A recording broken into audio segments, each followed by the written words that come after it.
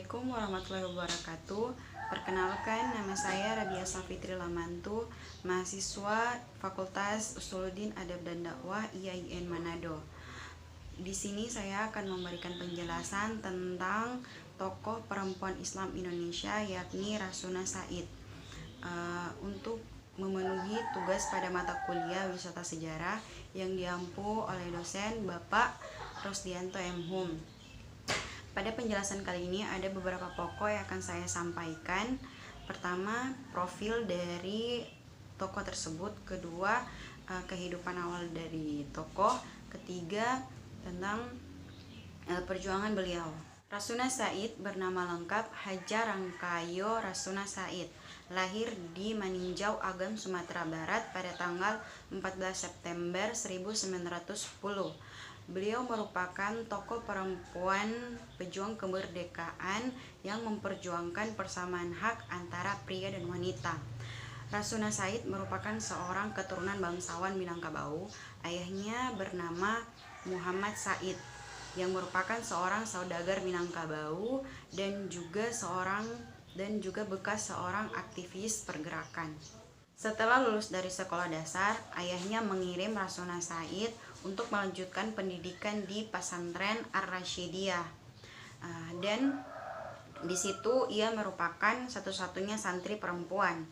Nah, ia dikenal sebagai sosok yang pandai, cerdas, dan pemberani.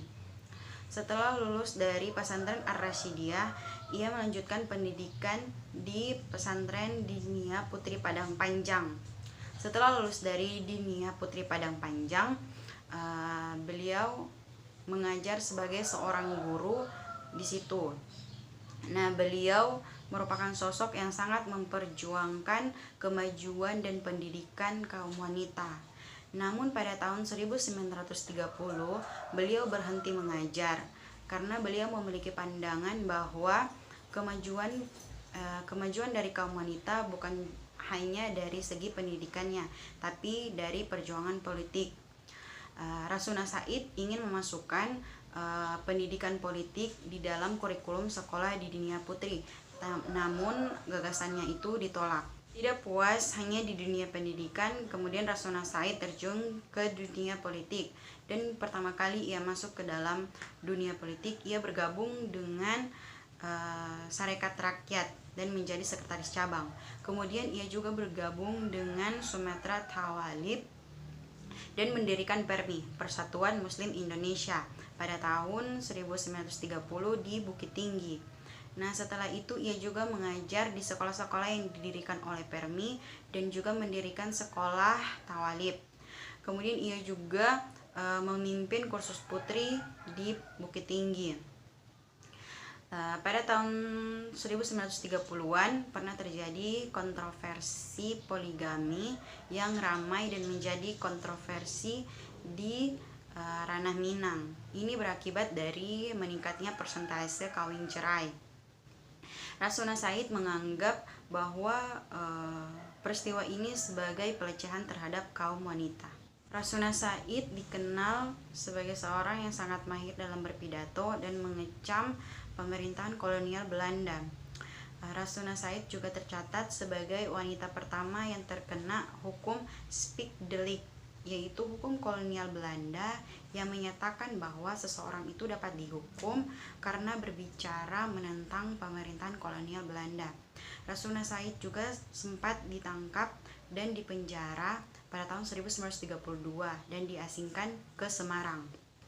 Nah, setelah keluar dari penjara, beliau kemudian meneruskan pendidikannya di Islamic College yang dipimpin oleh Kiai Haji Mokhtar dan Dr. Kusumatmajaya.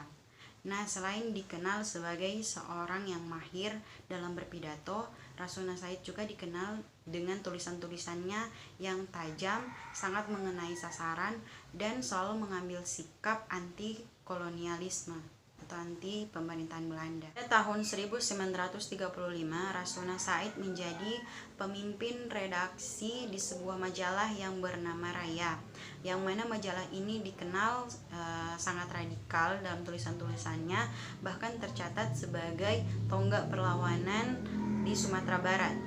Nah, Rasuna Said wafat pada tanggal 2 November 1965 di Jakarta.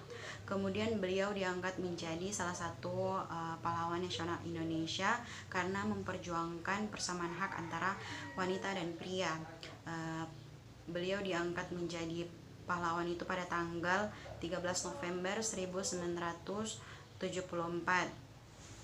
Nah, teman-teman, sekian dari penjelasan saya. Lebih dan kurangnya saya mohon maaf. Wabillahi taufiq wal hidayah. Wassalamualaikum warahmatullahi wabarakatuh. Terima kasih.